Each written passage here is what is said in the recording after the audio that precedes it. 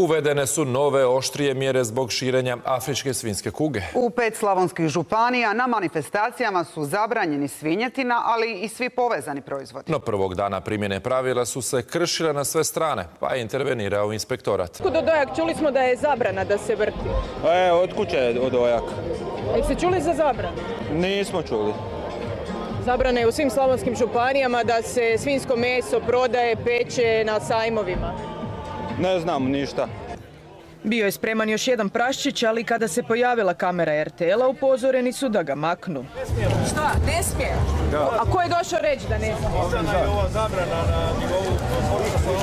Vrtili su se i svinjski kotleti. Jeste čuli za zabranu za svinjetinu?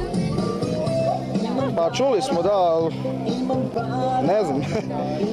Ovo je domaća. Nije ništa, ne pečemo ovdje divljač. U suštini mislim da je to okej sve.